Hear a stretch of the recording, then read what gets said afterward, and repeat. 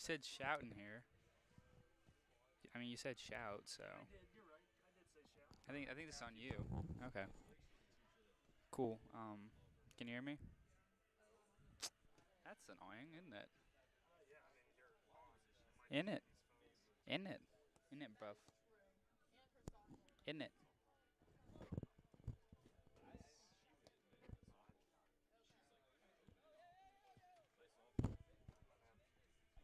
Ba ba ba ba ba. The thing is, like, I'm glad I'm getting it over with, but, like, she gets extra credit if you go to her softball games. And, like, I could use something right now in her class. How about now? Oh, God. Ba ba da ba ba ba. What's up? Where'd you? You just crowded up here. Yeah, I did. What's going on? Not much going. Camera working? So, good news and bad news. What's so up? the game's not supposed to work because the refs had it down at 4:30. Huh? So the good news is, like, you're fine. I know you were ready to be here. Yeah, The sorry. bad news is we're going to be here later than we had Yeah, thought. I have to drive my brother to his practice, so I think, I mean, Jeff, you can.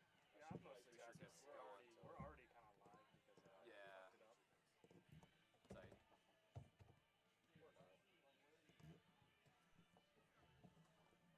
Is the camera working? Yeah, it's working. We got it before. Nice. Dude, we're set, You Colin. set the keybinds and everything? No, but I don't need them You for don't know. soccer. Yeah, We're just kind of hanging out. All right. So you haven't been able to get the roster yet, I presume? Oh, we did. We got it. Oh, really? Jeff got it. Good job. Yeah, we went over. Coach was very nice, so that's good. Now we're just kind of hanging out. Sounds good I enough. put more air in the tire of the thing, so it's less treacherous now. Really? Yeah, You like a bicycle pump or something like that? I guess so. Miss Gillard figured it out. Oh, I just okay. stole it from her again. Where did Declan go? Oh. Dude, Declan was here, It's Colin. kind of weird, though. Yeah. Like, this year, a bunch of CCL teams came down, so they split up into regions like South, North, and South.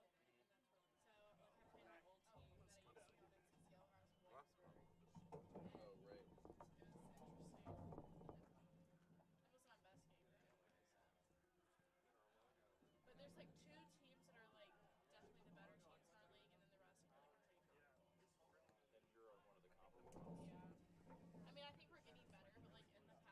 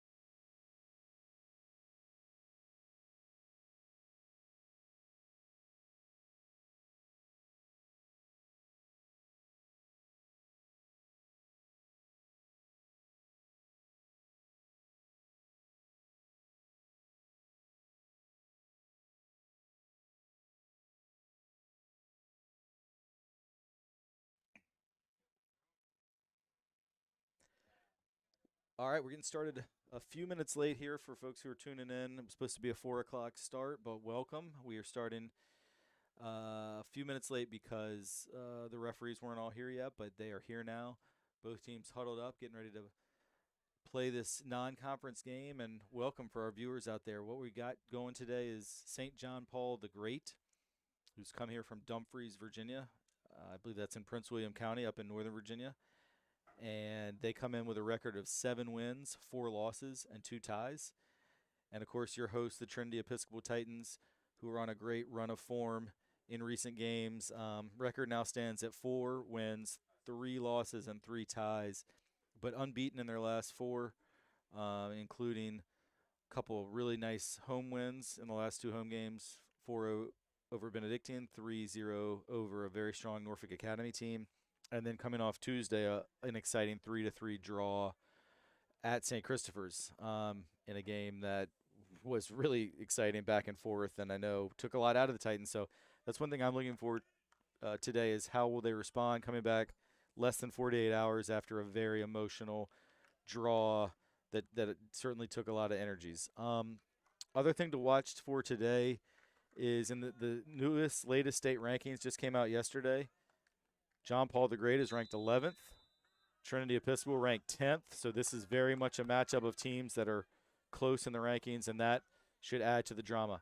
And I am Rick Hamlin, joined here today by Cece Molesky, 10th grade player on our girls soccer team. Cece, welcome. What are some things you're looking for in this game today? I'm looking for the intensity being high right off the kickoff, which they've seemed to do really good so far.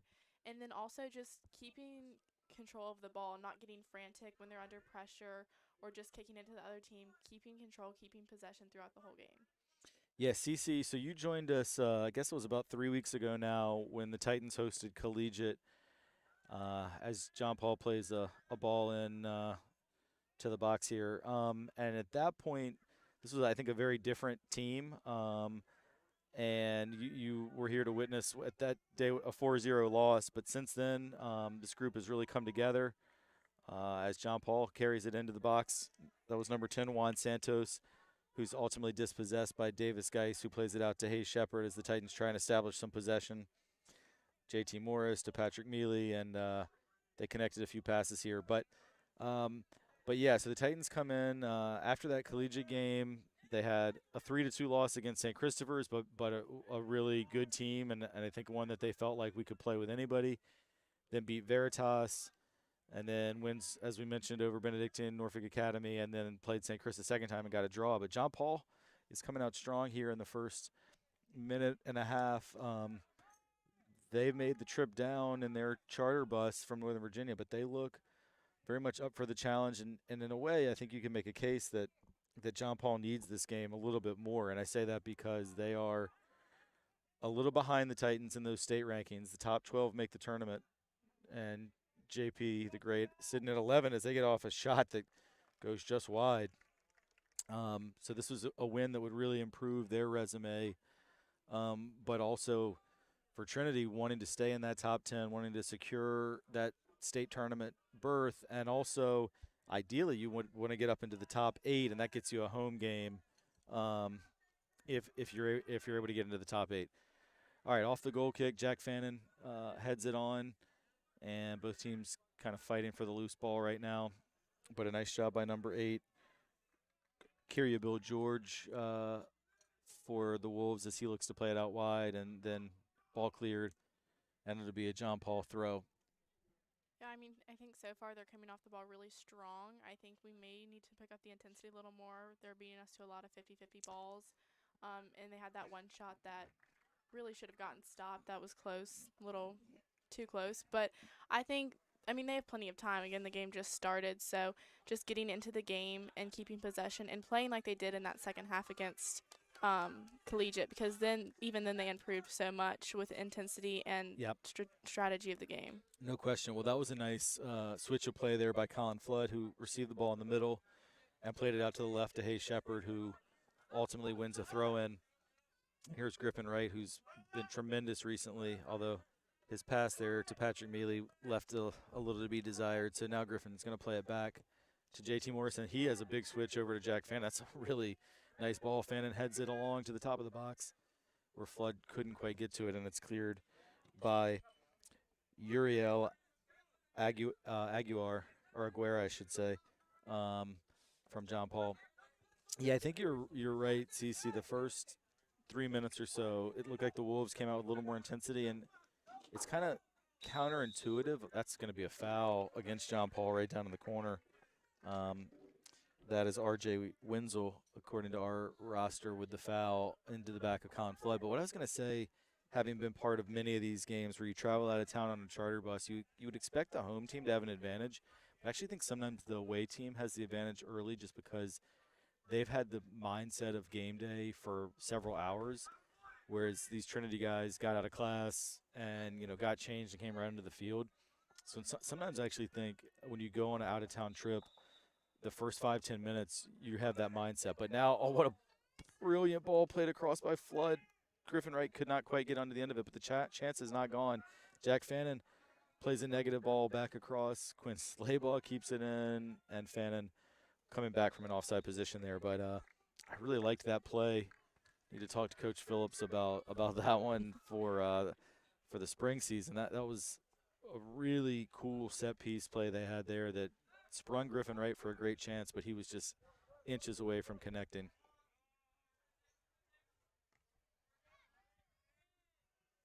Nice header there by Davis Geis. Davis has not really been 100% all year, but has been really solid as a center back for the Titans. Griffin Wright creating there, plays it out to Hayes Shepard, and ultimately out for a throw.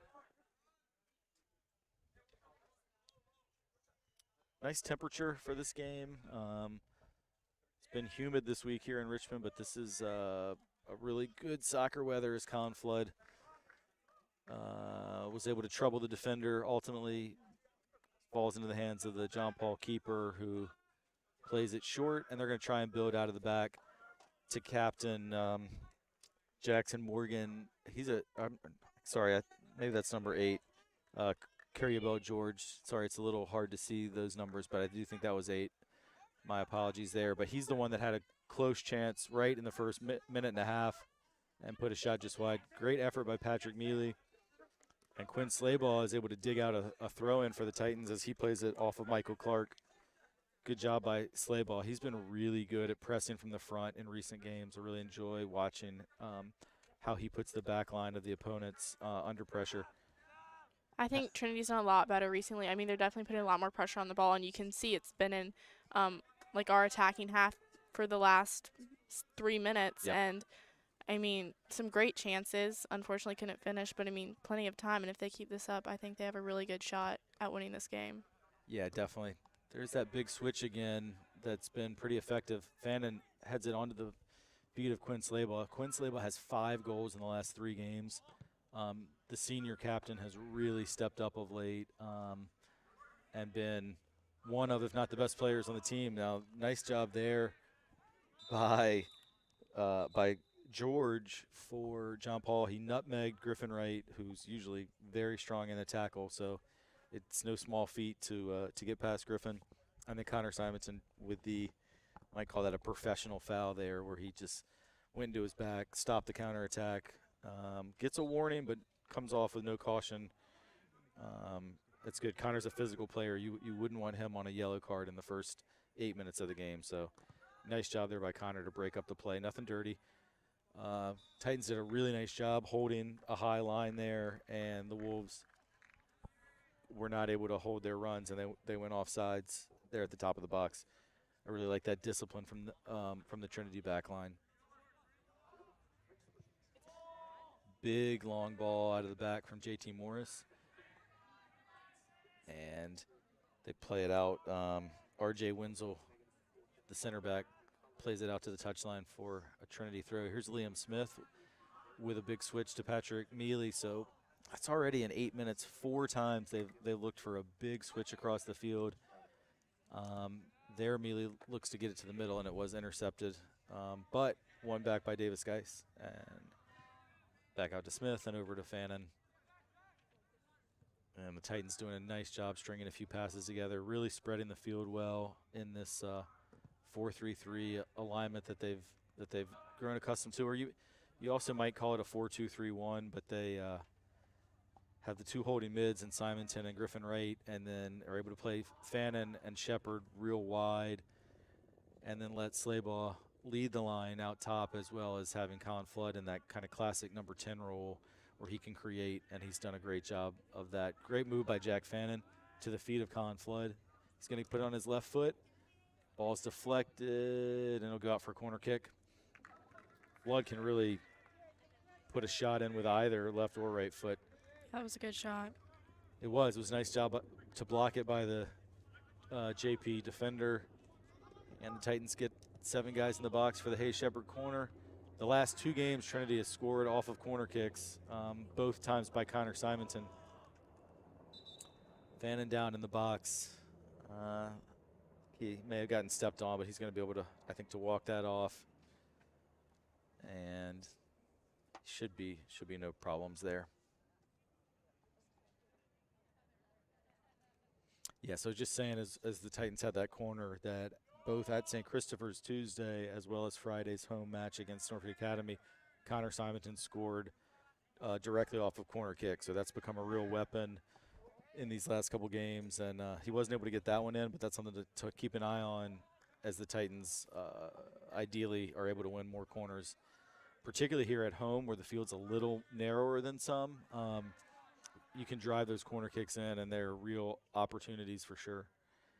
And I believe it's been Trinity scored at least 2 goals, I think, in 5 straight games ever since that shutout that we saw against Collegiate 3 weeks ago. They've been putting up much more offensive numbers. So I would expect the Titans to get on the board today. But also John Paul is a team that they've scored 37 goals this year in their 13 games. So they're averaging nearly 3 goals per game as well. But, I mean, I see both of these teams being really equal. I think it's going to be who wants it more. I mean, it's gone back and forth.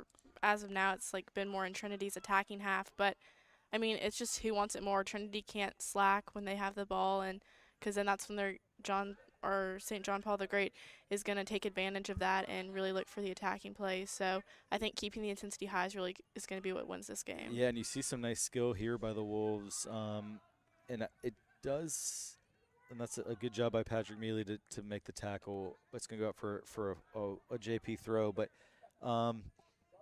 it's early. You know, we'll see how it plays out. But I have been impressed with the skill level of the attacking players for John Paul the Great. They look like a team to me who the defenders are like solid. They made some good tackles. They're well positioned. But it looks like their skill is kind of in the midfield and up top. So even here you see a nice quick counterattack.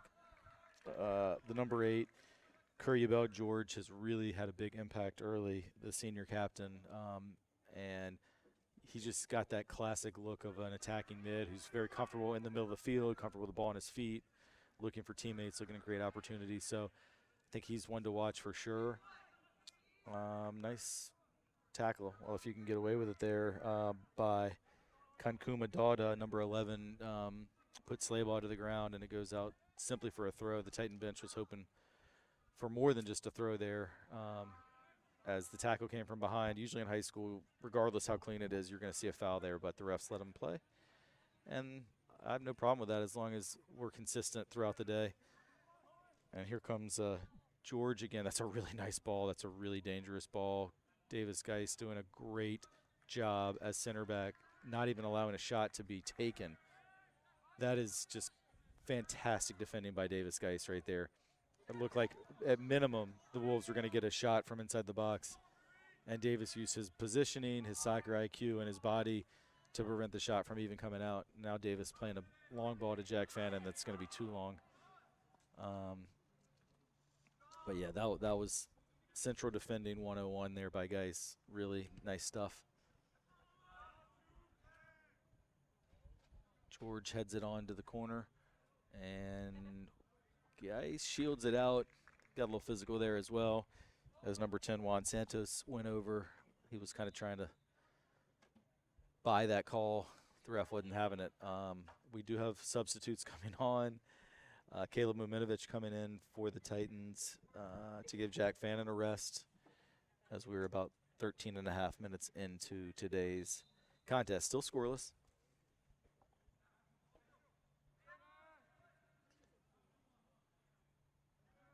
Wolves headed out for another Trinity throw, and that goes to the head of Caleb Minovich, and that's a good target as he is the tallest player on the pitch. Flood looks to go long to slay ball, but it comes into the hands of the keeper for John Paul. I think that's Nick Kramer. Good pressure by Griffin Wright and Hayes Shepard. But a nice job composing themselves by the Wolves as they are able to get it over to Christian Zantis, and he brings it down the right side. They defend in packs there. The Titans, that's problems. Great save by Joe Turkley. That ball just bounced up really perfectly to the head of Juan Santos. He had a nice header down toward the corner, and Joe Turkley did very well to get down quickly and make that save. Turkley has not been in as much in recent games, but it looks like he got the start today. Mitchell Kugelman has been getting most of the minutes in goal of late and playing really well.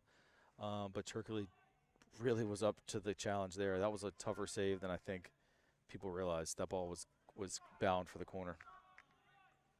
And it's going to be another corner kick as the Titans at the near post just were content to play that one out. That's an interesting corner down there. It's still in dirt right now as Minovich gets ahead on it. Simonson clears, and the Titans come pouring out of the box. But, yeah, Cece, that far corner from us was woods and and shrubs until about 6 weeks ago. So that corner is interesting because it's still like there's some dirt and as opposed to grass that you're kicking off of down there. Oh.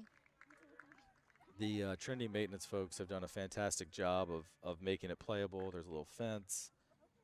Looks like I can't tell if that's a tarp or bricks down at the bottom, but this field generally right now is in fantastic condition for, being well into the season. That's a nice turn by Santos. Yeah, I mean, the field's changed a lot since I was on it last. Like, there's nets all around, which is helpful. Yeah. Because last year there were some balls that went over. That's a lot of time spent in the parking lot at practice last year. Yeah, for sure. All right, here comes the counter to Caleb Minovich. It's a good look to Quinn Slayball, but a nice job from Uriel Aguera to head it out. And Slayball, that's a lovely It's a really switch out good to ball. Colin Flood. Flood's going to have to come meet that ball, and he does. He's going to get there just in time. No, he's not. That ball was judged to have crossed the end line. I got to – there's two ways to look at this. So the last 3 games, Trinity has gotten PKs, and they've scored in all of them by 3 different goal scorers, interestingly. Charlie Kemp against Benedictine, Colin Flood against Norfolk Academy, Quinn Slayball against St. Christopher's. Flood potentially could have gotten a PK there as the defender left a leg out, and Colin chose to stay on his feet. And that's a goal by John Paul. Just as we're talking, a really nice counterattack. Great placement right in the corner, bottom corner. Yeah, that was the Titans a little bit asleep at the wheel on the goal kick after the ball went out on Flood. And you got to give a lot of credit, though. It looked like Christian Zantis, I believe, did he set up Juan Santos? You got a couple seniors there connecting, and that's a big goal for John Paul the Great to get on the board first. Still a ton of time, just over 17 minutes in, but it felt like, if anything, the Titans were starting to have a little bit of the better of the play, and that comes as a real punch to the gut against Trinity, but it also might serve to wake them up a little bit. I'm always really interested to see the body language of both teams after a goal. And nice ball by Minovich down the line to Quinn Slayball. Yeah, I mean, I think these next 5 minutes are going to be important because you can't let your head down after a goal. I mean, they have plenty of time. There's no reason to. So just keeping the intensity up is going to be important. Yeah, no doubt. And I think this Titan team will bounce back. Now, I mean, John Paul's good. Doesn't guarantee that Trinity will come back and win, but I very much see them lifting their play just based on how the last several games have gone. But, I mean, even now Trinity's not backing down. They're still high pressing, so that's a good sign to see. Yeah, absolutely. What did you see on that goal? I'll be honest. I was kind of thinking about the PK that didn't happen, as I was mentioning, Flood staying on his feet. And then by the time I looked up to the field, it was a good break on for John Paul. So what did you see, Cece? I thought it was just miscommunication. I don't think they were very like they didn't have aware of the space that was open, and John Paul or St. John Paul the Great took advantage of that, and I think that was the thing. No one was prepared and in their position after the corner or the goal kick, and I mean it resulted in a goal. Yeah, definitely a nice job to set it up by the midfield, and really was a fantastic finish by Santos, but just a lot of space, a lot more space than the Titans would want to be giving in that center of the park. But I mean, credit to their offense, like they know how to take advantage of the space when they have it, and it showed in that goal. Absolutely, and they're looking to create again, and they do score again. That was goal scored by number 1 Patrick Stein, another senior on this Wolves team, and once again, number 7 Christian Santos was crucial in the build-up, and then ultimately, I believe the assist, I think, was from number 11. Cancuma Dauda played that ball out to Stein, who put it away in the corner, and that's 2-0 to John Paul the Great. Yeah, I mean, that was an impressive goal right at the top of the box. I mean, crowded. There was about 4 players for each team, and they found a way to get out of it. Yeah, so it feels like it's been, for the most part, an even game, and yet the Titans find themselves down 2 on the scoreboard here. In happier news for Trinity fans, we are joined here by Titan alum, longtime soccer manager for both the boys and girls team, and current college freshman Declan Smith. How you doing, Declan? I'm doing great today. How are you? Doing well. You know, of course, TESPN, we're always hoping for Titan victories, and at this point, if we get one, it's going to be requiring an epic comeback. But I do think there are goals in this game. As we've said, John Paul's strength seems to be there in their attack. So I've always felt like they were going to score. Don't think it's over, but yeah, it's great to see you, though. Great to have you back on campus. Tell our viewers where you are at college and how things are going.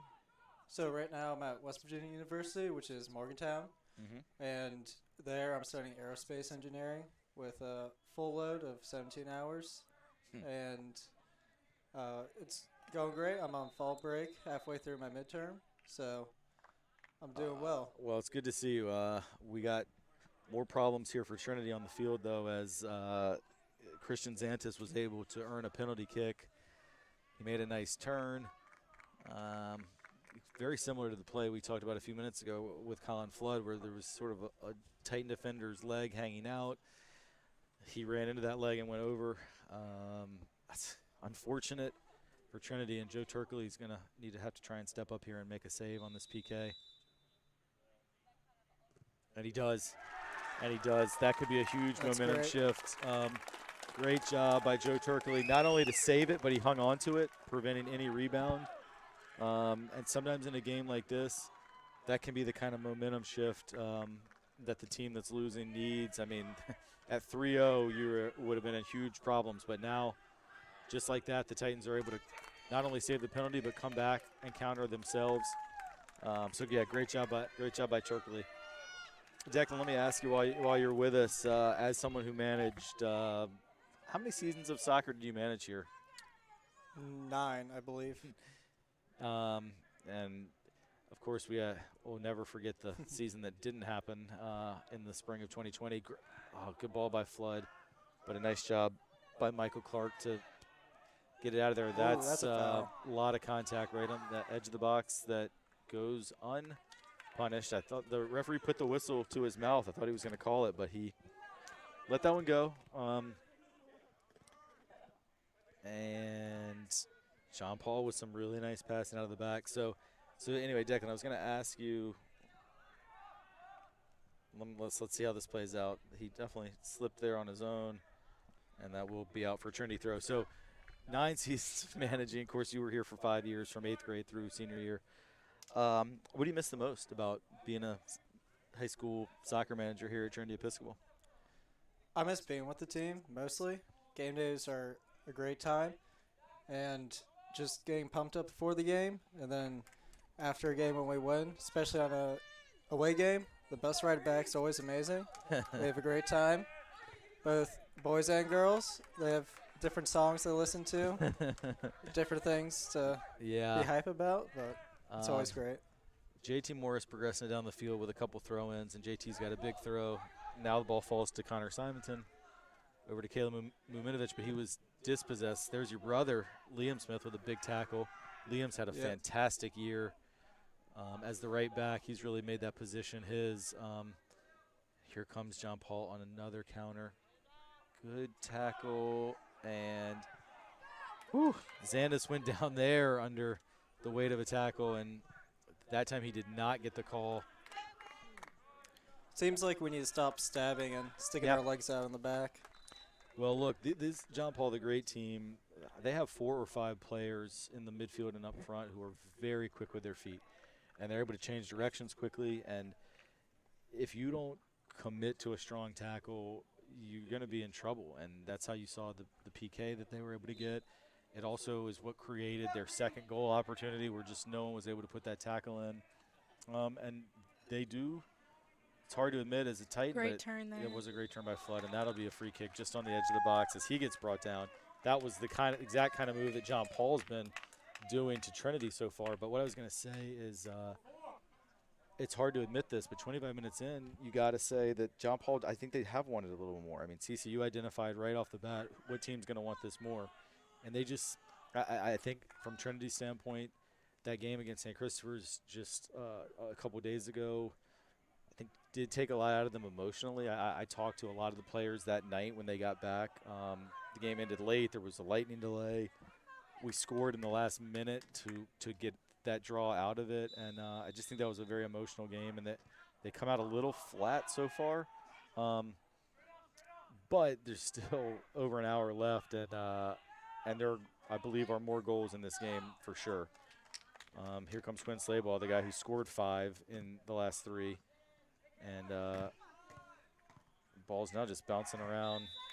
And we're going to have another free kick to the Titans as that was a handball. I think he called that handball on number 11, Dowda, who assisted the second goal for the Wolves. Boy, this one's right on the edge of the box. It's a tough angle to shoot from, but it could be an inviting angle for some sort of set-piece play. The Wolves are going to have a 4-man wall here. Our top 3 are definitely going to make a simultaneous move here. I've seen this before. Hopefully they can get somebody short. Yeah, a couple step overs, falls to Flood, and the wall did its job. Colin Flood got great contact on that ball. It was headed toward goal, but got to give credit to the John Paul the Great wall, which held its ground and then took all the sting out of it, so the ball just easily popped up into the keeper, Nick Kramer's hands. Here comes Mathias Roosie, the freshman. He's had a big impact this year with his first minutes of the game. Playing left back today. He plays a beautiful ball up to Caleb Minovich. And there's another one of those big switches that have paid off for the Titans so far to the head of Connor Simonton, but he wasn't able to connect with Hayes Shepard. Liam Smith back to the feet of Connor Simonton. And Connor is carrying it forward, and boy, he's able to, he almost turned the corner there, but a nice job by the John Paul defender. I think that was Jack Lima. Number 5, I believe. I think one thing that's going to help the Titans is if they can really improve their anticipation. I mean, there's a good example. As Griffin Wright anticipated that pass. Sorry, Cece, go ahead. No, you're good. I mean, I think their movement, or St. John Paul the Great's movement off the ball is really good, and we're seeing that as they've had in the attacking space. But I mean, just anticipating, we've seen what they've done. We've seen what they're most comfortable in. So just learning from that and adapting to it, I think, is going to be really good for Trinity. Yeah, I agree. I think that this John Paul team is a tricky one to play against because a lot of skillful players who are very comfortable on the ball. You don't always see that at the high school level. And they move, as you said, really well off the ball. So they're a problem to defend. That's a nice job by their defender. But Flood is able to win it back. I want to give credit there to number 16, R.J. Winslow. He had Quinn Slaybaugh going at him at speed, which Quinn is super skilled. I've seen him go by a lot of people, but Winslow did a nice job holding his ground and ultimately making the tackle. Griffin Wright gets it onto his right foot. Oh, that's a really nice ball out to Liam Smith. That's great stuff by Griffin Wright. Interesting Flood hanging it way out here out wide. See the cross? Yeah, that's a nice pass. That's nice. by Liam, and a rip by Connor Simonton. Keeper spilled it, but a very good job there. Caleb Minovich came in for the follow, but the keeper was able to get back on it, and now he punts it right out to midfield. Whoa! JT Morris up. He was judged to have fouled the John Paul player, which is Cancuma Dauda. JT took a bit of a spill onto his head and shoulder area there, but he's good. He's tough. He's up. JT is not one to ever shy away from a header or some physical contact. That's kind of his wheelhouse. John Paul takes it short as they look to get some possession. So let me ask you, with our assistant coach, Dylan Norval, not being here today, how do you think that's impacted the team on their performance? I think Coach Norval has such a huge impact on motivation, on tactics.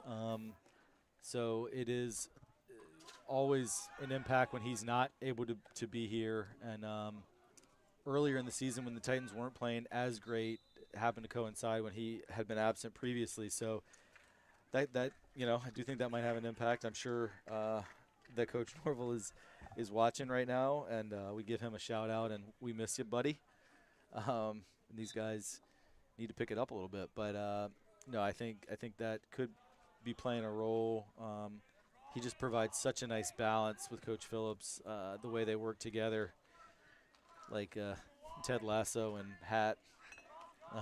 It's a partnership that really they cover each other's strengths. So hopefully he'll be back out soon. And we're going to have another sub coming in for the Titans. Grant Riddle is going to come in, looks like in that right wing position for Hayes Shepard. Grant is another player that brings a lot of speed to the table. And he's a senior who's I had the pleasure to coach Grant for a couple years in the JV team, and he scored a boatload of goals. I guess it was actually just for 1 year now that I think about it, but he scored enough goals that was it felt like two. And this is now Grant's third year as a varsity player. We are into the 32nd minute. It's about 13 plus until the half. CC, in your opinion, as a player, down 2-0, a game that's been relatively even, but they've taken their chances better. How important do you think it is for the Titans to get on the scoreboard here before halftime? Extremely important. I mean, I'm sure Mr. Phillips is going to say it at halftime, but, like, just staying in the game, it's a lot harder to come back from a 2-0 down to 1 goal down. And 1 goal down, you still are in the game. So I think getting on the board is going to be extremely important. It keeps the team motivated knowing that they still have a chance. And, I mean, they still have a chance at 2-0, but even having that smaller window helps. And, like, as a player, I think not always looking at the scores is almost the best thing to do because the score can be frustrating no matter what. But just playing as a team and staying as a team, and especially even 2 down, like not getting frustrated at each other as a team, I think is really important. It is, and I don't see any signs of frustration. That's a really great ball. I mean, that is a beautiful ball from Colin Flood to Quinn Slaybaugh. If you had one of those machines that like you can put a ball in and guide where it goes, you could not have played a better ball than Flood did to Slaybaugh. Slaybaugh took it down brilliantly as well. A great first touch, but thought he maybe could have gotten a little closer. I mean, there was a defender right on him, but the keeper was up to the task. And, yeah, I think to finish that point, CC, I don't see any signs of frustration or bickering among the Titans. If anything, since that second goal, that has probably been their best spell of the game. Mm-hmm. More possession, more territory. But the thing about this John Paul team with their skill and speed up front is you just cannot ever relax. especially number 7. He's done a really good job of getting the ball out of tight spaces, so just Yes. keeping an eye on him throughout the whole game. No question. Good job there by Caleb Minovich to anticipate, intercept. He's playing a position that I hadn't seen him play before out there on the left. That's a nice throw to Slayball. He has no angle here, but he will draw a corner kick. He took it early, left-footed, and it took a deflection. Actually ended up hitting the post. That deflection probably helped him because I think from that angle he wasn't going to be able to beat the keeper, but the deflection made it go near post and nearly snuck in that near post. But it will be a corner for the Titans. And we talked earlier about they have scored off corner kicks for the last 2 games, particularly with Connor Simonton and his height and anticipation.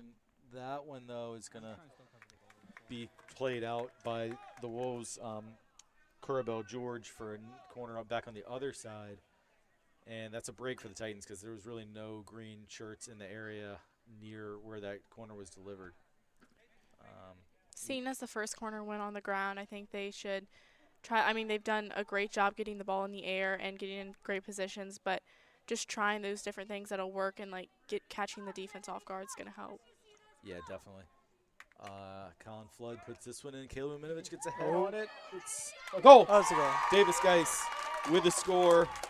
That's our center back right there, ready to pounce. Well, Cece, you said that you thought the Titans need a goal before halftime, and they got it. Yeah. And that's a big one. Yet again, that's now 3 straight off a corner. That's also great to see because I know in past seasons, corners have definitely been a weakness on our team in attacking and defending. Especially the past 2 years, I know they were definitely a weak spot, and we were definitely scored on a lot from them. So it's good to see improvement in that area of the team. Yeah, that was huge. So, so Davis Geis got the goal. I want to take this opportunity to give a quick shout out to Davis's cousin, Kyla Garrison in Texas. My understanding from Davis is she watches every game. She is 3 years old. And what a ball. As Grant Riddle has a chance. That ball did go out. But want to say hi to Lila Garrison, Davis's cousin, watching in Texas. Happy goal, Lila, and hope you're enjoying the game. And our number 21, Grant Riddle, definitely displayed his speed in that last play, as he is a key component to our attacking team. Yeah, that was a great chance there. Already coming off the goal for Trinity, you can see their intensity's picked up so much. Their heads are up, and they're just keeping after it, and you can tell that they're back in this game. Absolutely. I noticed after the goal, several Titan players holding 5s up in the air, which I was not positive what that meant, but I'm almost positive it meant to lock in for the next 5 minutes. I think just as a visual reminder to their team that the next 5 minutes were crucial, and it's been about 2 minutes since the goal, and they have played great. And that's another good-looking ball in there by Quinn Slayball, well handled by the defender number 3, A.J. Welsh, who is a recent sub in for St. John Paul the Great. Nice turn by Caleb Minovich. Beautiful ball there. That's a really nice ball, but well defended. Good job by number 17, Uriel Aguera. Good job there by Uriel. And Lila, my bad. Lila Garrison. Davis scored that one for you, Lila. Hope you're enjoying the game.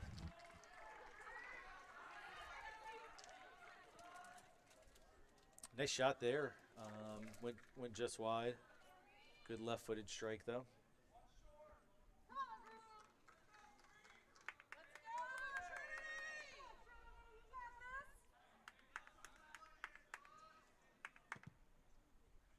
Big goal kick. JT Morris, beautiful one-touch pass to Griffin Wright, who plays it right in stride for Colin Flood. Colin Flood running a goal is always scary for the opponent. That's a corner. Flood able to get a shot off that deflected off the St. John Paul the Great defender, and it's going to be another corner. We know what happened on the last corner. And so Titans have got to be feeling confident. Several of these Titans players have scored this year on corner kicks. We talked about Connor Simonton. We just saw Davis Geis. Colin Flood's going to be taking this one, but I believe he scored off a corner earlier this year. And I don't know, Quinn Slabaugh has a bunch of goals. I'm not sure if any of them came on corner kicks. Flood plays it in right at the top of the 6. Off a couple heads. That ball's still alive. It's still alive. JT Morris in the mix. No whistle. And it's ultimately going to come to another corner. That looked like one of those drills you do in practice where it's just like, we're not blowing the whistle until the ball goes in the net or gets cleared away. So he's going to take this one quickly. Low driven ball. Nice header by A.J. Welsh for the Wolves, but right back to the feet of Flood.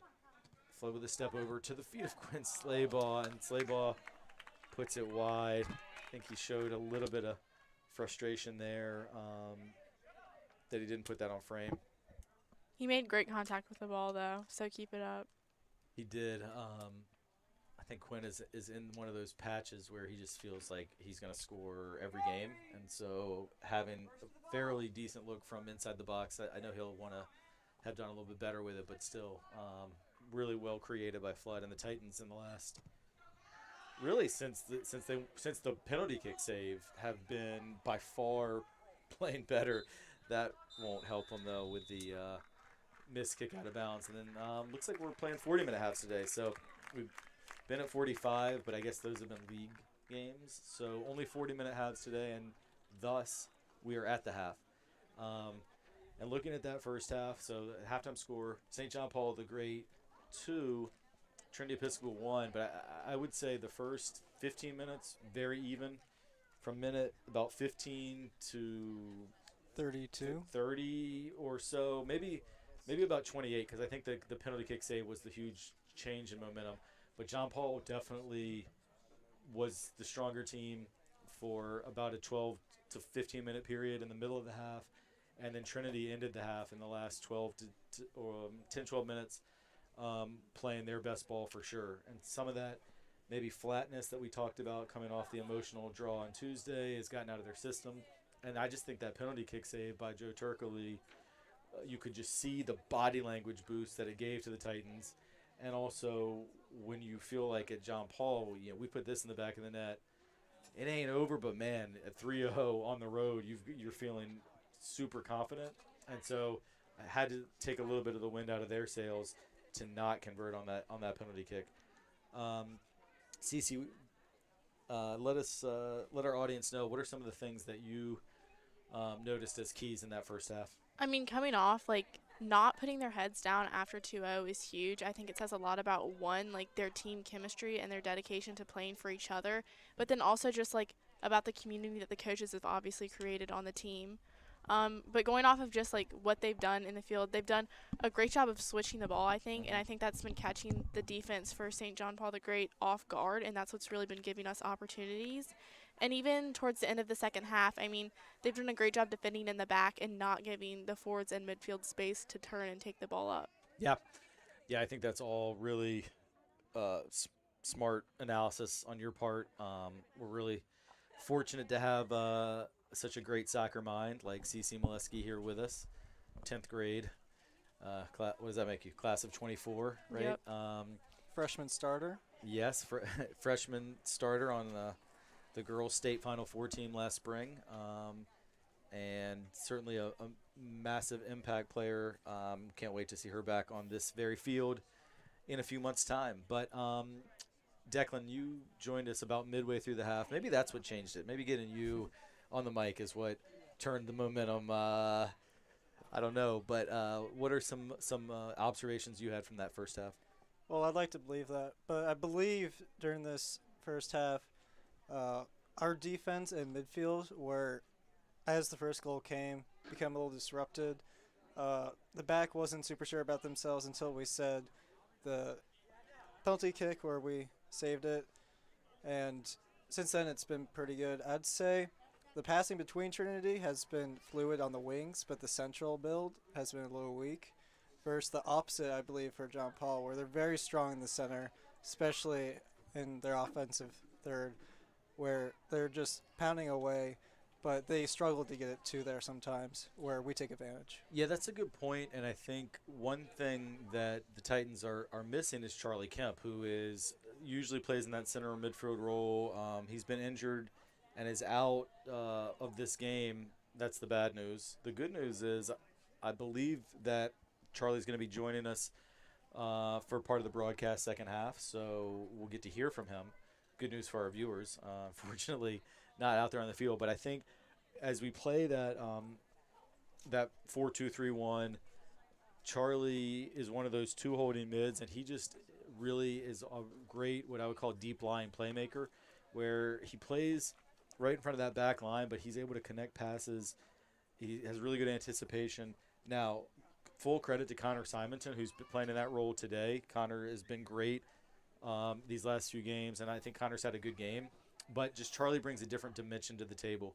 He's just a little bit quicker than some other guys that we have out there, and also he's a little more just direct. He plays those balls through to Slaybaugh or to Flood. So hopefully Charlie will be back soon. We'll ask him that when he joins us, hopefully in a few minutes. And then, yeah, I think you guys have really covered it with great analysis. I think that, Declan, your point that the Titans have looked really good when they've been able to get it wide and attack from wide is an important one. And Cece's point that's been created by those big switches. So that's one thing I'll look for them to continue. That's been very effective. I think the biggest adjustment, and this may have already happened, is just getting used to the quickness and how comfortable the John Paul attacking players are on the ball. Even some of the best teams we've faced, I just don't know if they have this many players who just love that ball at their feet and have no fear about taking on defenders. And most teams usually have one or two players like that, but it strikes me that John Paul has 4 or 5 of those players who just crave that ball, want to go at people, and it's been an adjustment to get used to that. And you got to finish those tackles. You can't stick a leg out. You can't stab, because you're either going to get beat or you're going to give away a PK like the Titans did. So I think they've made that adjustment. And I believe, not to just toot my family horn, but my brother has been very good at stopping them. Yep. And I believe especially our left back could use a little bit of his tactics to help stop, as I believe he has been on one-on-ones against very solid players. But I believe that's been the final breakdown on the past 2 goals, and also probably some miscommunication from the midfield to the center backs. But yeah, and one thing I noticed also later in the half, and we even mentioned this in the broadcast, was starting to double team as those guys would get faced up, have a second defender come in, which even the most confident player is generally, if they're facing 2 defenders, is likely to pass the ball on and live to see another day. So you just don't want to expose really anybody, but especially those outside backs on an island against attacking players like this. So that's an adjustment I think we can look for as well. So 40 minutes ahead of us. We're going to take a brief break here, just about 2 or 3 minutes. We'll come back with second half action, hopefully get a chance to talk to Charlie Kemp and what figures to come down the stretch and be, looks to me like a game that's going to come right down to the wire. Hope you'll stick with us for second half action. We'll be back in a couple.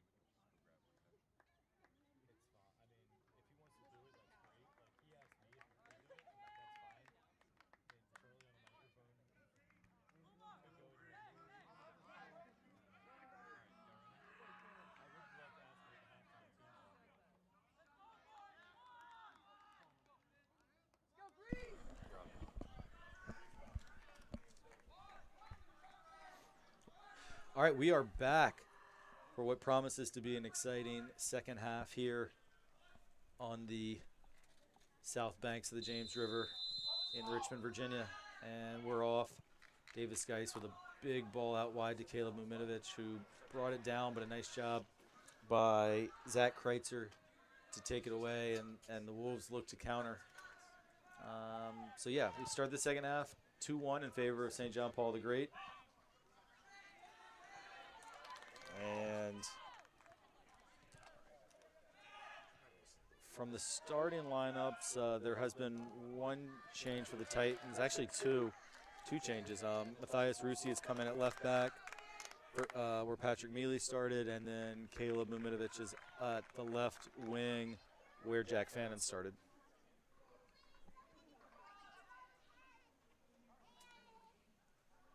Throw in Quinn Slaybaugh to Colin Flood. Those two have really created a nice partnership and relationship on the field. They play very well together, Slaybaugh and Flood. Good effort there by Connor Simonton to save that. That ball looked for sure going out for a throw. And here's Mathias Roosie, the freshman. Big throwing down the line to Caleb Minovich, but he's not able to quite handle it. The ball goes out for a John Paul the Great throw.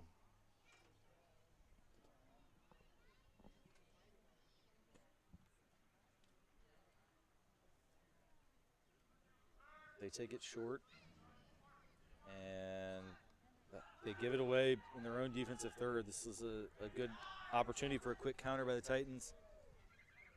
Griffin Wright chose not to play it out to the right where Grant Riddle is, and I guess that's actually a third change from the original starting lineup because Hayes Shepard was out there. So Coach Phillips making several adjustments from the lineup that started the game, but I mean, to be honest, this group that ended the half played well, so I can see that, thinking of we ended the half really strong. Let's just go back the way we ended, and I have a feeling that's exactly what he did. Ball back on the feet of number 8, very strong player, Kuryabel George for the Wolves, but he plays it down to the corner to Dowda, who also had a very good first half.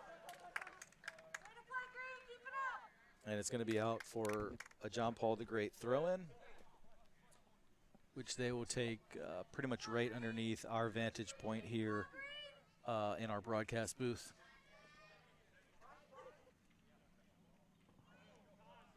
Throw goes over the head of Patrick Stein. Colin Flood looks to bring it out of the back, beats a couple defenders. Oh, what a reverse ball. That is an absolutely beautiful ball to Minovich, who's brought down in the box. And it is a penalty kick. It is a penalty kick. That tackle came in a little bit late from Michael Clark.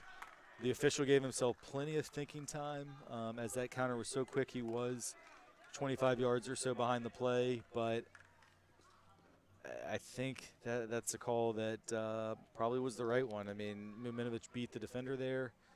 He looked to get it onto his right peg for the shot and got brought down. So, look, we've already seen one penalty kick at this exact spot in the first half for the Wolves that was saved by Joe Turkley. Colin Flood, we'll see if he can do better and not this game at 2. This could be another turning point for the half, as it was the previous. Yeah, I agree. I think this is huge, Declan. Titan players all with their arms around each other. Whistle blows. Flood puts it away into the corner, and we are tied 2-2. And that is now 4 straight games that Trinity has scored a penalty kick. That I've been watching Trinity soccer and participating in it as a player, as a coach, as a fan for pushing 30 years. And I don't know that we've ever seen 4 straight games with penalty kick opportunities, much less converting them all. And by 3 different goal scorers at that. Charlie Kemp, Colin Flood has now done it twice, and Quinn Slaybaugh on Tuesday. So not only are they getting in those positions and getting fouled, but they're taking advantage, and that's so huge. CCU may recall, I think in the spring season, I think we only had 1 penalty kick the whole season, if I remember correctly. I mean, I think getting that second goal so quickly in the second half is going to be huge for Trinity. I mean, it obviously makes players more motivated to keep playing, and it's just yes, a great tool to have that you can get that right off the bat and keep playing as a team hard. Yeah, absolutely. So Griffin Wright took about 1 million touches there, and I don't say that critically. He didn't have a whole lot of options. Mathias Roosie did make a nice run down the left, but the angle wasn't really there to get it to him. But it's going to be hard to take it off of Griffin Wright. I mean, he just handled it for as long as he needed to. Caleb Minovich thought he got fouled there, but the ref allows play to go on. And JT Morris looked for the switch, but it turns over, but it turns back, and now we're kind of in one of those situations where neither team is able to string a whole lot together. But, boy, it is game on. There's Liam Smith with that 1v1 defending that his brother is so proud of. And Liam did a nice job. This ball does fall kindly, though, to Juan Santos. Davis Geis with a nice tackle. Ball is still in. The ball is still in. A lot of players looking around.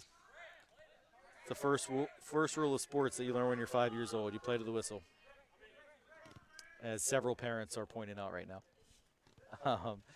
More good defending by Smith. Declan, I don't know, have you had a chance to watch any of our TESPN broadcasts from Morgantown? I've had the chance, but unfortunately work has more or less preoccupied me during those actual live showings. Right. So I've gone back and seen highlight clips, but unfortunately this is the first game I'm getting to see.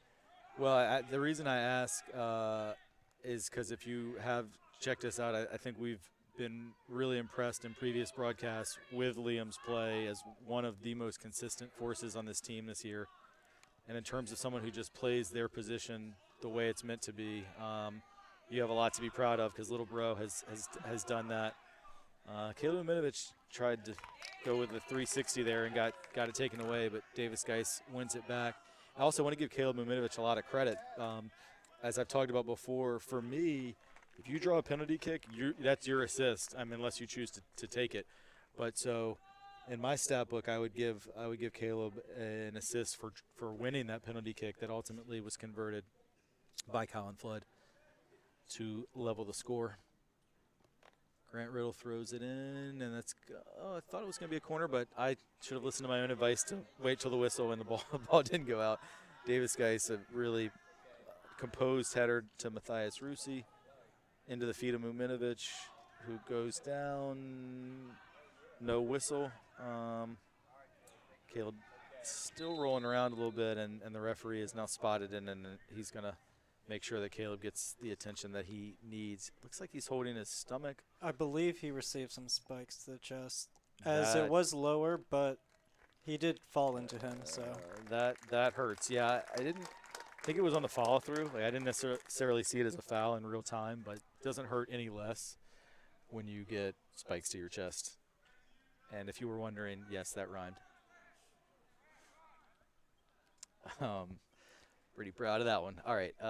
Just to go back for a second, back to the previous girls varsity season. Yep.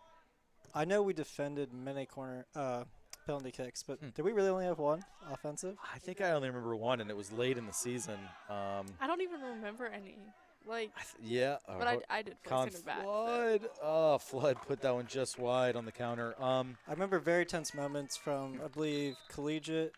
I believe there's one St. Catherine's game and a Norfolk game that we're away that we were that was the stressing penalty out kick about penalty against kicks. me. That was I was gonna unfortunate. say. Oh, I remember that, yes. I know you remember that one. Yeah, we certainly gave away a penalty kick at Norfolk at Norfolk Collegiate, but all's well that ends well. 4-2 win for the girls that day. I thought we had one in a later season game that was a pretty comfortable win, like maybe at Stab or something like that. But I don't know now that I think about it, because who would have taken it? Probably Sarah. I know Dylan didn't, because all she Those did are not our was favorites. assists. Yeah. I think we had one, and I think Sarah took it, and I think she converted it. But as much as we all love talking girls soccer, we're in a 2-2 game in the second half, so probably better to focus on what's happening here. And I am going to make a call right now, like that. In my opinion, this game is not ending 2-2. There will be at least one more goal scored, and the question is who's going to get it. Does look like they have gone back to about even play on each side with the ball returned to each side of the field. Of quite consistently. Yeah, one thing where I think is a credit to John Paul is like, I mean, they can score at any time just because they have the individual brilliance of several players that, and really both their goals and their penalty kick kind of came. They're not a team that's going to beat you with like death by 1,000 cuts where they just pass all day, but it can be 2 or 3 passes or even just to the foot of a player like Dauda or Santos or Xantus, and those guys can really create. So you can never that Titan back line, you can never switch off because they can hit you at any point. And playing like in the back, I think it's huge, like, and extremely helpful for a team to start high pressing at the top. Defensive plays start at the top of the field, and I think both teams have shown spurts where they've done that really well, and I think whoever can really master that is going to have a lot more chances to score. Yeah, definitely, and I think that's one thing that Quinn Slaybaugh does so well for the Titans is he's always harassing the back line. That's a nice ball by JT Morris into the box, and well done by St. John Paul the Great to head it out. It's a good tackle by Colin Flood, a good clean tackle on a super skilled player, Christian Xantus, who has been really impressive for us all day. Flood more known for his offense and creativity, but he put in a beautiful slide tackle there. And it goes out for first a John Paul throw, and now it goes out for a Titan throw. But, yeah, I think to your point, CC, that's one thing that this group has done well, and that's also where having Caleb Minovich up front, where he's mostly been playing center back when Davis Geis has needed a rest, who's played with injuries, or he's been playing as a holding mid, like as someone who's a natural, pretty defensive player, but then you put him up top, you have that he's a strong tackler, he's a big presence. It kind of helps that high press. And that was a long throw. Was that Roosie that took the throw? No, that was, I believe, Grant. Okay, No, well, not Grant. Sorry. It was Griffin, maybe? Griffin. Anyway, Yes, Griffin. big throw that ultimately is going to lead to another corner and a goal. That's a goal.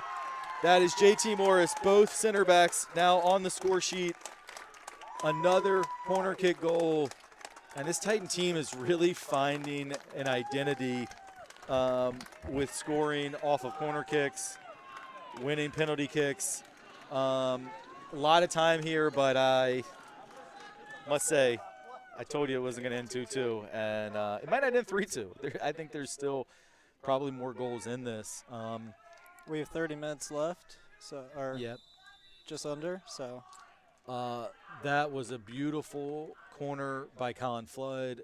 JT Morris found himself unmarked at the back post, and he could not miss from there, just about 2 yards out. And JT Morris has played 5 years of soccer here at Trinity, and I think that might be his first goal. He tracked the ball beautifully. he- I mean, making great contact, obviously. He did an incredible job. JT has saved many goals over his career here as just a defender's defender. No-nonsense defender, athletic, strong in a tackle, super reliable player. But goal scoring has not been on his resume very often, but it was there.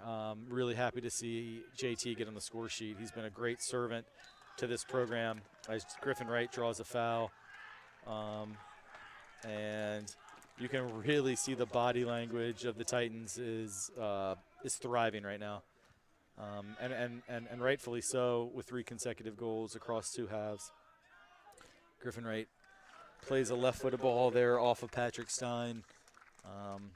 And you can just sense a different energy coming from the bench, on the pitch, even in the stands where most of the JV boys are here watching their older program mates. And I believe baseball is going to join us here soon, so it's going to get a little rowdy. Nice. Nothing like seeing a baseball player in October, because it's the most important time of the year in professional baseball. So those guys are already wired. Oh, nice by Grant Riddle with the nutmeg, but good job by the Wolves defense. Although that ball by the keeper finds Riddle, who tries to turn it.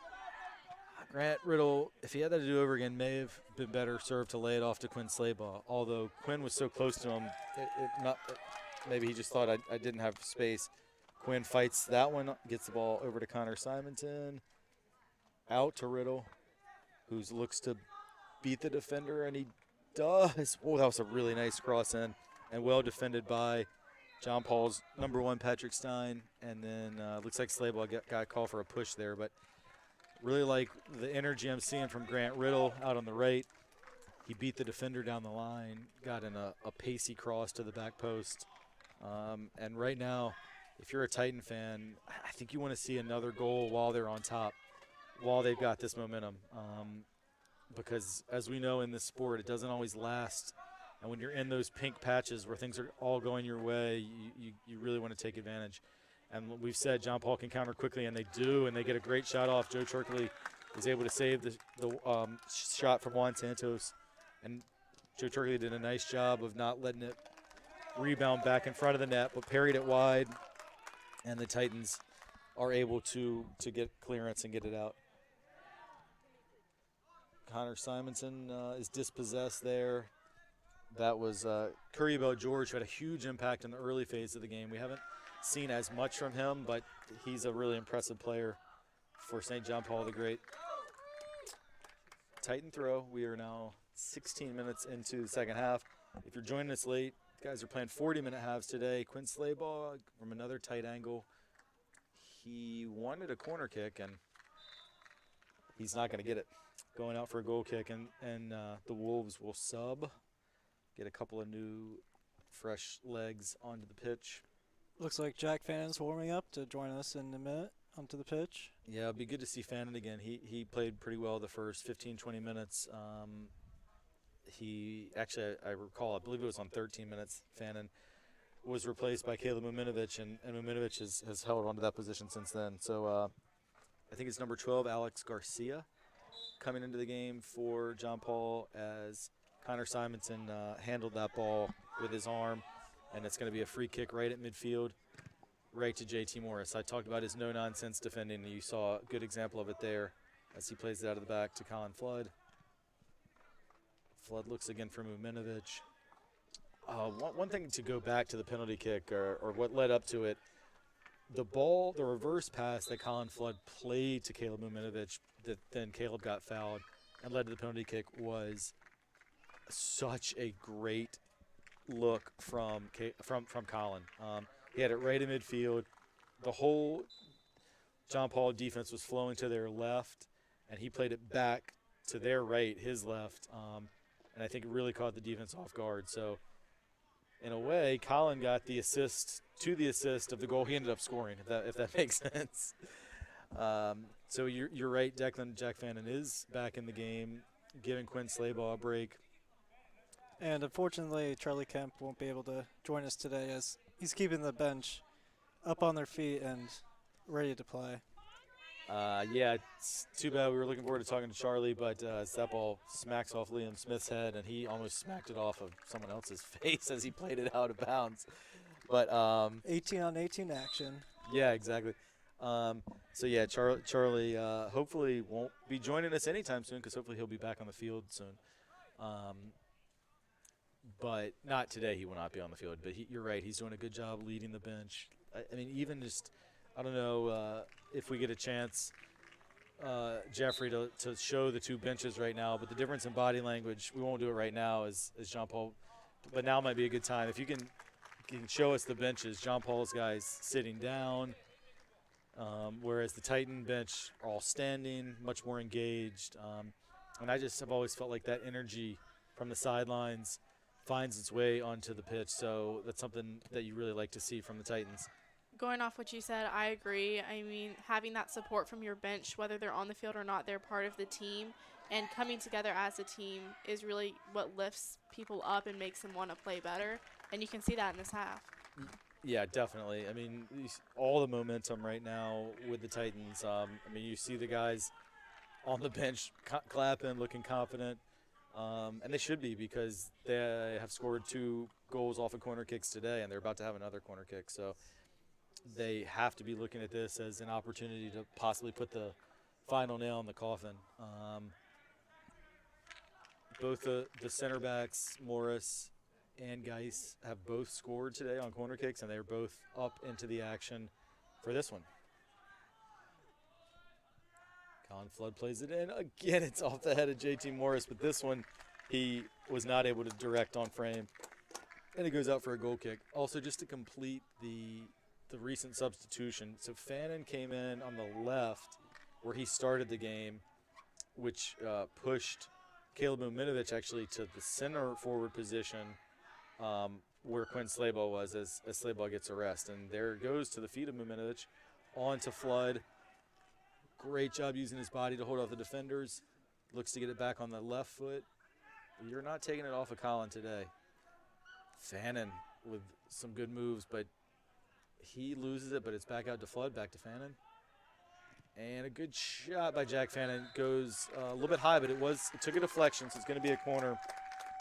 And it's really gratifying to see Flood and Fannin working together because those two guys are out here constantly, the two of them out here working. You come up here on a weekend, in the evening in the summer, you would see Colin Flood and Jack Fannin putting themselves through drills. So it's no surprise that those two have a great chemistry on the field. I believe they're neighbors as well. Titans taking their time. Okay, that was an interesting maneuver there as Titans taking their time to take the corner with the lead. The John Paul defender went and retrieved the ball and he punted it right at Colin Flood. I actually like how the referee just let that go. Although if I was Colin, I probably would not have liked having that ball fired in at me. Now he's going to fire a ball into the head of Caleb Minovich, who puts it on frame, but that one is saved. But these corners are just an absolute weapon every time for the Titans. That's going to be a foul as a late tackle came in on Christian Zantis right at midfield. This will be taken right from the shield of Trinity Episcopal School right at the middle of the field, which, by the way, looks excellent. So whoever put that shield on the field, kudos. That's a nice touch. I like it. A+. A+ to Mr. Shelton and the crew, Mr. Behrens, Mr. Chaplin. These guys have this field looking fantastic. Davis Geis heads it out, but it goes to number 17 there, Uriel Aguera, who played it out wide, and it looks like the Wolves are going to sub again. Giving kudos to the defense. In the first half, we saw number 7 create a lot of chances and problems up top, and I thought they've done a really good job of not only shutting him down, but also all of the midfield players, and just really being able to take that space away that they felt so comfortable with in the first half. Yeah, that's a great point, CC, and that's a nice ball by Connor Simonton out to Mathias Roosie, who plays it one time to Jack Fannin. I talked about this before, but Mathias Roosie he plays simple but so intelligently. There's no wasted touches. He reads the game so well, and like as soon as that ball came to him, he already knew he had a pass on to Simonton. That pass went right to Simonton's feet. Then the switch out to Grant Riddle, and all of it has led to yet another corner, which is a huge weapon. And if they are able to score off of this, let's not forget the contribution of Roosie in the build-up.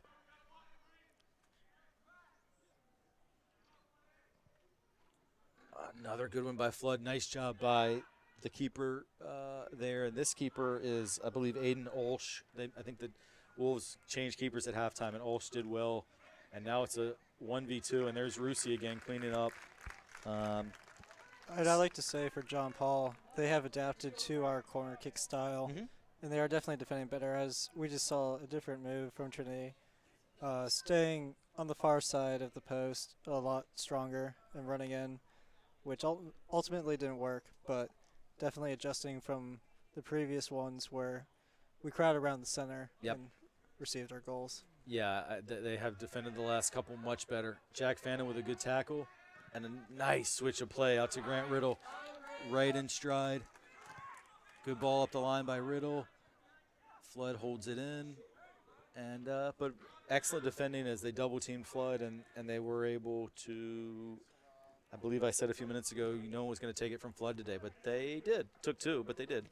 But the Titans win it back with Liam Smith to Caleb Minovich, to Colin Flood. That is such a great ball into the stride of Jack Fannin. And Fannin, it's saved. Good tackle put in right at the end as Fannin was getting close. Boy, that was some really excellent soccer. Started with Liam. Nice ball to Colin Flood. Great pass to Jack Fannin. But you got to give credit to the defender there for John Paul, who made a last-ditch tackle that took a lot of the pace off of the shot and allowed for Aiden Olsch to make the save. That would have been huge if Fannin could have finished. I think he also maybe got a little bit caught between how close do I get and do I want to take it from my left foot or my right foot. But give Fannin credit. He put himself in a beautiful position. And give John Paul credit. This game is really compelling right now. And that's a ball played in by Christian Zantis, handled by Joe Turkley. Both teams are definitely not giving up. I mean, even being down John Paul the Greats, I mean, they're still fighting for it. It's still an even game. And I think, like I said in the beginning, it really does just come down to who wants it more. Yeah, no question. And if you are just joining us, we talked at the beginning of the broadcast that in the state rankings right now, Trinity Episcopal is 10th and St. John Paul the Great is 11th. So, I mean, this game is going to play a big role, and the top 12 make state. So they're both look likely to make the tournament now. But in terms of your seeding, this is going to be a big one. Whatever team gets a win, it would be a quality win. And, of course, the draw is still a plausible result as well, as it's just a one-goal difference. The Titans have already had 3 draws this season in their first 10 matches. Although we do have good history with the 11th place, as 3 seasons ago we made it to the quarterfinals. Yeah, that's right. From 11th. That's right. And I will say the semifinals. semifinals. Yeah, semifinals. Whoa. And the semifinal game was very close. Yeah, that was a classic. Well, Mathias Roosie went flying there for a second as Juan Santos got into his back, but I guess the ball had already gone. No foul given. Roosie was parallel to the ground there for a minute. Griffin Wright tying his shoe. Maybe not the worst thing to also take a few extra seconds off the clock. Griffin is a very honest, honorable player. I don't think he's purposely time wasting, but it's not lost on me that we're at a stage of the game where every second you can run off the clock with a 1-goal lead, it gets you that much closer to the ultimate goal of winning this ball game. Some nice dribbling there from number 22, Nathan Techley for St. John Paul the Great. He is an 11th grader playing at that right back position, and he looked pretty comfortable getting it back into the attack. And the Wolves are bringing on some fresh legs, including Kankuma Dauda, who had a big impact in the first half with an assist, and he's back in and fresh, so that's going to be a challenge for Liam Smith and Grant Riddle to deal with his fresh legs, but a challenge that I know Declan feels confident that they are up for. The throw-in comes in. Roosie again. That's a big kick. It's a big kick. I mean, he just knows what he wants to do with it. There's no fuss. He plays quickly. And I know people who watched our previous broadcast have heard me. I've just been so impressed with the freshmen's play this year. But I think before that, they actually got a foul on that second defender there, holding. So this is going to present a free kick for John Paul the Great in a dangerous spot, right by the touchline and about 15 yards from the end line. And it's going to be an in-swinging left-footed kick from Zantis. He's got several players to aim at. Comes off the knee of JT Morris. And then Connor Simonton with a big clearance as the Titans get up and at least are able to get out of the box. Oh, great tackle by Grant Riddle. And not only did he tackle it, but he passed it right into the stride of Caleb Minovich. As the Titans have numbers flowing forward, that ball's still in. That's, speaking of great tackles, A.J. Welsh with a nice slide tackle to slow the counter. Liam Smith with a quick throw. Grant Riddle with the chest right to Minovich, who chips it over to Colin Flood. Flood brings it down and puts it away. That's a goal. Colin Flood with his second goal of the game. And today is the day for the center backs and Flood to get on the scoreboard. And it started with a throw-in from Liam Smith to the chest of Grant Riddle, who one-time chest it into the path of Caleb Minovich. Caleb with a chip over the defender, and then Colin Flood juggled it like 3 or 4 times and ultimately get it down and scored from a really difficult angle. But that's a huge goal with 10 minutes to go, 4-2. Titans, if you joined us late, were down 2-0 after about 20 minutes and facing a penalty kick against them that would have put them down 3-0. But Joe Turkley made the save, and from there, Trinity has definitely deserved their lead, worked for these goals. That's, again, the second goal of the game for Flood, and another assist for Minovich. You may recall I credit him with the assist on Flood's previous goal because he drew the penalty kick that Flood then put away. And going back to Flood's goal, I mean, talk about a tough angle that is to shoot at, and he knew what he wanted to do and performed well and got the goal that really just set Trinity apart to where there's almost no chance of them losing at this point. Yeah. And I believe Fannon's chance at the same angle about helped him decipher how to correctly score against this goalie, which does like to go down to the ground, as he did play it low, while Flood then did chip it into the back right. Yeah, good, that's a good point. And yeah, Flood learned from that, and he waited for the keeper to go down, and then he put it really up in the top, in the roof of these beautiful nets. And Flood is actually going to get a rest now. Quinn Slaybaugh comes back in. Flood, who's played the entire 70-plus minutes so far, is going to get a well-deserved rest.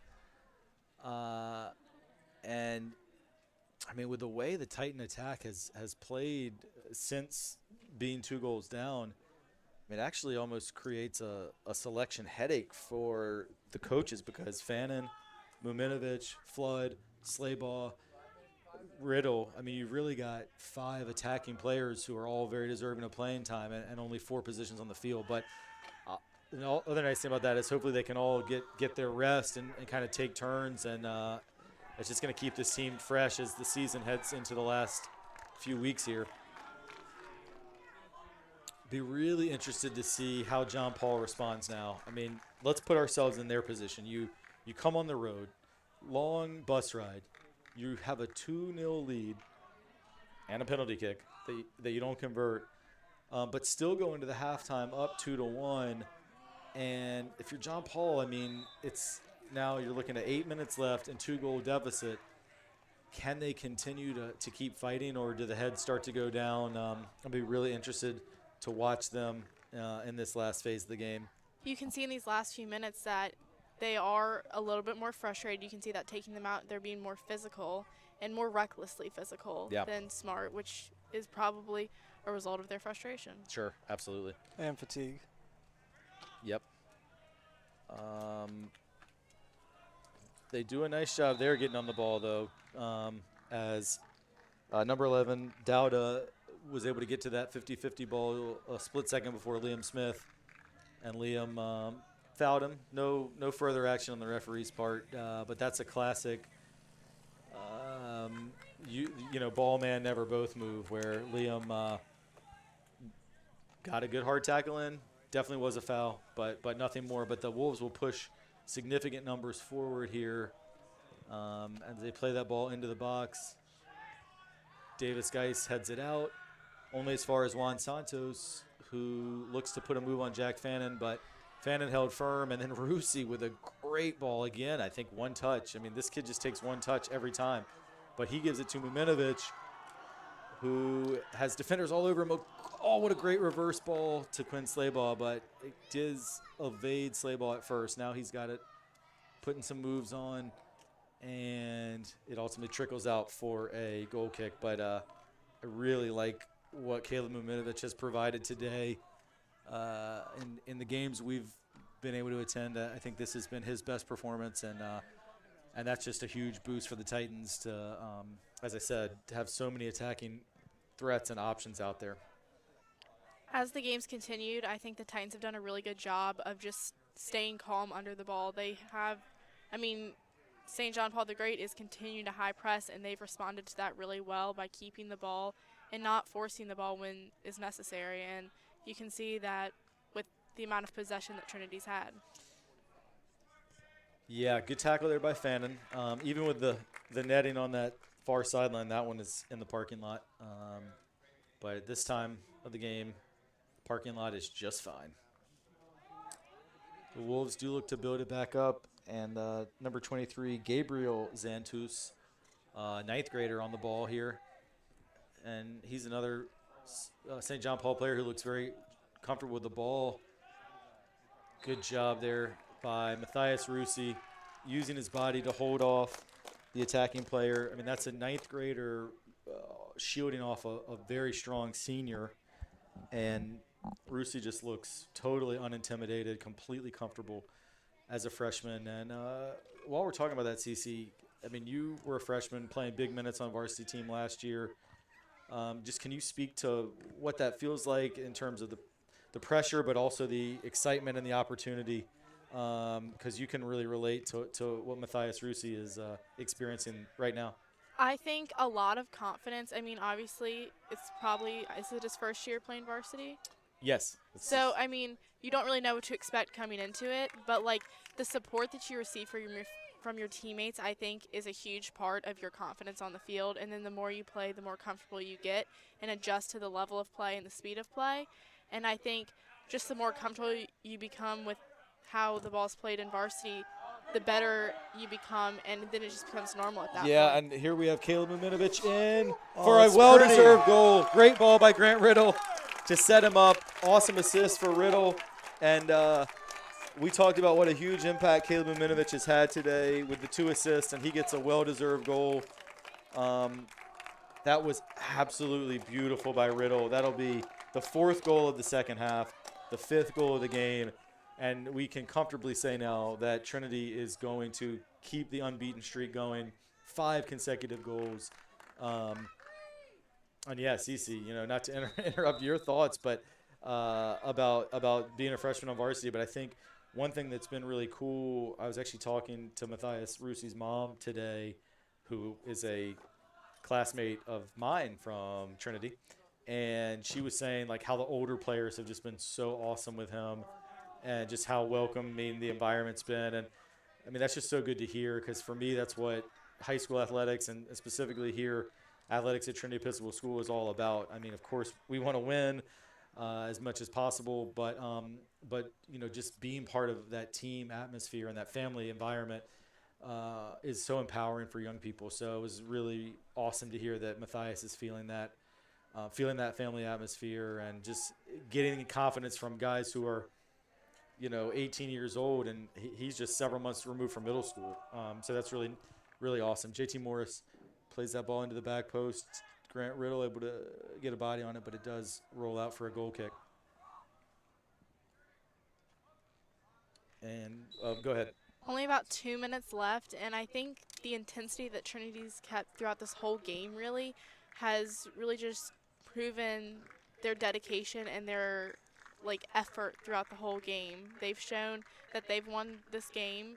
They've stepped up from the first 10 minutes where St. John Paul the Great had most possession, and they've kept that intensity, even being up 2 goals and now 3 goals. They haven't dropped down to the level. Yeah, I mean, I just think with each successive 10-minute phase of the game, the Titans' play has just gotten better and better. I know Coach Phillips, bunch of baseball players over there. You'd expect one of them to catch it, but no. The ball bounces back. But Just a quick comment on baseball players. I don't know what's louder, their trucks or they themselves. yeah, I go by those trucks every morning when I take my kids to school over there through the woods. And yeah, man, our baseball team, they should have a monster truck rally. They've got some really nice vehicles over there. Hopefully for their sake, there's a lot of snow this winter, so they can use all 4 wheels on their transmissions. But no, I think just like I was saying, the Titans came out a little flat coming off of, and not just one, but really 2 very emotional league games. And it's going to be a foul on Connor Simonton, I believe. No, it's going to be a PK. Yeah. It's going to be a PK, and that's not what you want to see here in this last minute of the game. My confidence in tough call. Joe Techley, though, is high from that previous goal. Yeah, Christian Xantis wants another opportunity here. Turkley saved before. I think Xantis is going to put this one away. He's going top left. He's going to score. He went bottom left, but he did score. But you can live with that when it only makes it 5-3. Credit to Christian Xantis, though. I mean, for a lot of guys, missing an earlier penalty might shake their confidence, but he played that one perfectly. That was unsavable no matter who the keeper was. As Ben Swider checks into the game for Liam Smith. Couple middle school buddies, right? One in for the other one there. I believe I just saw the referee signal that the game is over. And so ultimately a 5-3 win for the Titans. And like I said, a little bit of a slow start, a little bit flat, but ultimately a deserved win. And as we wrap up the broadcast, I mean, a lot of guys ultimately played very well today, but particularly I think shout-outs in order for the center backs. Davis Geis and JT Morris both on the scoreboard, and they did a great job adjusting to the John Paul attack, which was quick and skillful, but they did a nice job in the center back positions, and then, like I said, both getting on the scoreboard. Then Colin Flood puts in 2 goals for you, including that 4th goal that I really felt was the clincher. Along with all his corner kick. Along with his great corner kicks, absolutely, 2 of which resulted in the previously mentioned goals by Geis and Morris. And then Caleb Minovich with 2 goals, 2 assists, and then the final goal, that 5th goal.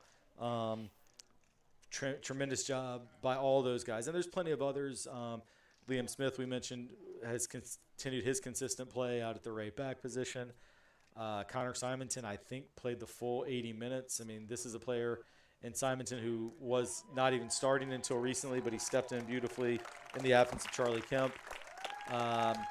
And Griffin Wright winning his balls. Grant Riddle, who assisted the goal by Minovich, and Riddle played, I believe, the whole second half, and he had one of his best games of the year. So really a lot of guys contributing to this win. Titans have got to be feeling good. Last 5 games, that's 4 wins and 1 draw, so it's been a while since they've taken an L, and I know they're feeling great about that. And the next game for these guys is at another home game Tuesday against Covenant. We're not going to be broadcasting that one, but hopefully our fans will be able to come check it out. We're actually going to be that day at volleyball. And then our next broadcast for Trinity Soccer is going to be next Thursday, a week from today, as the Titans host Christchurch. So join us for that next Thursday, and we'll see this team again being broadcast onto ESPN. And then our next overall broadcast is tomorrow. We'll be at girls volleyball as the volleyball team takes on St. Anne's Belfield at 5:45. So join us for that. And as we wrap up and close, Cece, I know you have to get headed off to your training session tonight, so I'll let you go first. Just final thoughts on the game today. I thought they did really great. I mean, just stepping up throughout the whole game, they continuously got more confident and better on the ball as a team. And I think that really having multiple players get on the scoreboard is really encouraging as a team. And just a note for the bench, they did a great job keeping encouragement high, momentum high, and really just like setting the tone for the players on the field as well. Yeah, that's a great point. As you know, Cece, we always give ourselves a score on the girls team for how good the support was. And today I would give a 10 out of 10 for the bench support. I mean, that bench mob was cheering, active, and even when the team wasn't playing particularly well in the early stage of the game, kept them going. So give Charlie Kemp some credit, who seemed to be a leader there. I know Ben Mills is always full of energy over on the bench. So those guys, even though they didn't see game time, still contributed to the win. And Declan, final thoughts from you? So it was a good game all around. The Titans definitely came back, and they came back hard. And I believe also Joe Turkley had a great game, as I believe he is our second starting goalie relatively, but he had a great performance, and he stayed in the whole game, testament to his skills. And, I mean, he was not able to get that second free kick, but, I mean, just getting 1 out of 2, that's always a great accomplishment for any game. Yeah, and I'm glad you said that. I think as we wrap up, my final thoughts go to the first half penalty kick save by Joe Turkley. Right about the midpoint of the first half, everything was going against Trinity. The frustration level was high. The body language was poor. The attack was not incisive. But from that moment when Joe Turkley got down and saved the penalty kick, it was a different game. That was the key play. From that point, Titans scored 5 consecutive goals. And in a way, the PK at the end by St. John Paul the Great is almost appropriate in that it's like a bookend for what could have been, because you can see that Xantis was very capable of making a penalty kick. And the fact that he did with virtue of the last kick of the ball just shows you how crucial that save was. And so, yeah, I think that's a really good shout, Declan. Just we got to make sure to mention Joe Turkley to come in here, save a PK that really you can say, oh, well, Trinity scored 5 goals, so it doesn't matter. They would have won anyway. But I don't think you can say that, because at 3-0 down, you might not get that same response that they ended up getting. So Totally agree. Definitely a big props to Joe. Great job by him, and great job by our crew, Mac Holloway, Jeffrey Bell, Colin Edsel, putting the pictures out and the graphics on the board for us, and we couldn't do this without them. Thanks to everyone who's tuning in. And if any of the boys soccer players are watching this later, as I know many of you like to do, if you stayed till the end and stuck around, come give me a high five tomorrow, because you guys deserve it for the 5-game unbeaten streak. Way to go, Trinity Boys Soccer. Join us tomorrow for volleyball. Next week, we're back at soccer, and we'll see you then. Thanks so much for joining us. Thanks, Declan, for making the appearance from college. We'll see you guys next time. Have a great